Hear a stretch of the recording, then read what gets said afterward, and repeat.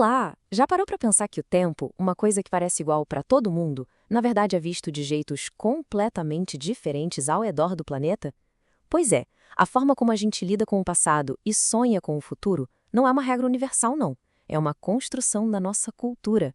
Bora mergulhar nisso para entender como funciona. E para começar essa viagem, que tal uma viagem no tempo? Isso mesmo. A gente vai usar uma referência da cultura pop que brinca justamente com essa ideia de que o tempo não é tão fixo assim quanto a gente imagina. Ah, quem não se lembra do Marty McFly e do Doc Brown acelerando num DeLorean através das décadas? Histórias como essa fascinam a gente, porque mexem com um desejo muito profundo de controlar o incontrolável, de dar uma espiadinha no futuro ou consertar alguma coisa no passado. Pensa um pouco, se desse para escolher, o destino seria o passado, para rever um momento da história, ou quem sabe o futuro, para descobrir o que nos espera? A resposta para essa pergunta já diz muito sobre como cada um enxerga o tempo. E essa visão, olha, ela é moldada por algo muito mais presente no nosso dia a dia do que a gente pensa. É exatamente aqui que a gente sai da ficção científica e pisa na realidade. A ferramenta mais poderosa que forma a nossa percepção do tempo não é uma máquina cheia de luzes, mas sim a nossa própria língua. As palavras que a gente usa definem como o tempo existe dentro da nossa cabeça. E olha só que curioso isso aqui. Nem a direção do tempo é universal. Para quem fala inglês, por exemplo, o tempo anda na horizontal.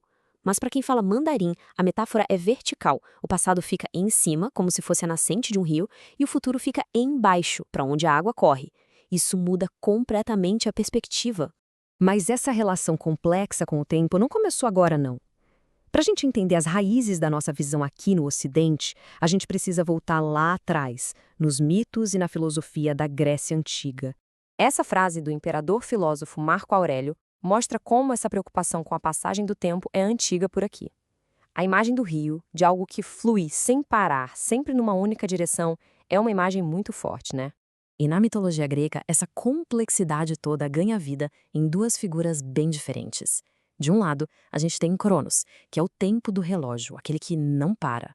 Do outro, Kairos, um deus com uma proposta bem diferente. Então, para ficar bem claro, Cronos é o tempo que a gente mede, que passa, que pressiona. Já Kairos é aquele momento mágico, sabe? A janela de oportunidade perfeita para uma atitude que pode mudar tudo.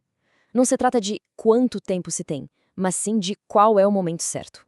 É exatamente isso. É intuição, o agora ou nunca. Mesmo que a gente não use mais o nome Kairos hoje em dia, todo mundo conhece essa sensação. É o tempo da estratégia, da inspiração, algo muito, muito diferente do tic-tac sem fim de Cronos. Bom, com toda essa base filosófica, agora a gente pode mergulhar de cabeça no coração da nossa análise.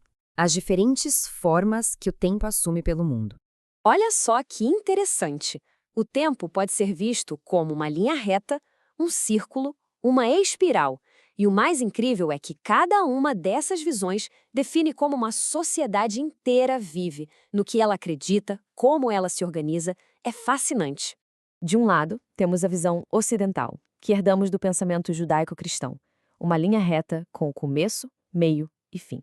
A palavra-chave aqui é progresso. Do outro, uma visão muito comum em culturas orientais, com influência do budismo e do hinduísmo, um ciclo. A vida, a morte, o renascimento, tudo faz parte de uma grande roda que nunca para de girar. Uma sociedade que enxerga o tempo como uma linha, naturalmente, valoriza o que está por vir. O foco é em alcançar metas, em evoluir. Os rituais, tipo feriados nacionais, celebram momentos históricos que aconteceram uma vez e pronto, não voltam mais. É uma visão que impulsiona a inovação, claro, mas que também pode gerar uma baita ansiedade sobre o futuro. Agora, numa cultura de tempo cíclico, o passado é um guia.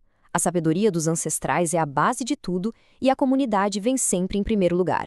Os rituais acompanham o ritmo da natureza, a chegada das chuvas, a época da colheita. A ideia não é progredir em linha reta, mas sim manter o equilíbrio e a harmonia com os ciclos do universo. Mas e se o tempo não for nem uma linha reta, nem o círculo fechado? A concepção africana de tempo em espiral é incrível justamente por misturar os dois.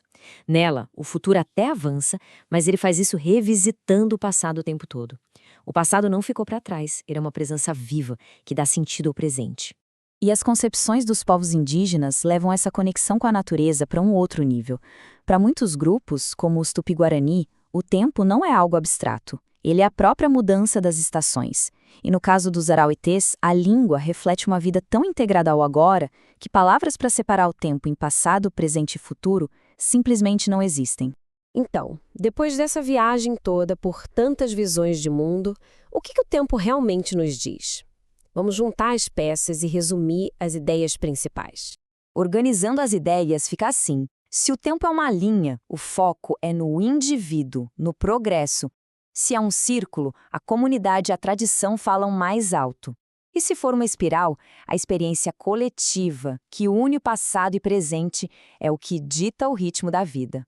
E no fim das contas, a grande sacada é esta. O jeito como a gente organiza a agenda, lida com a morte ou sonha com o futuro, não é algo natural. Tudo isso é super influenciado por uma história invisível que a nossa cultura nos contou sobre o que, afinal, é o tempo. Olha, não tem resposta certa ou errada, mas talvez só de saber que existem outras formas de perceber a passagem dos dias, a gente possa enriquecer a nossa própria experiência. Afinal, em que forma de tempo estamos vivendo agora? Fica aí a reflexão.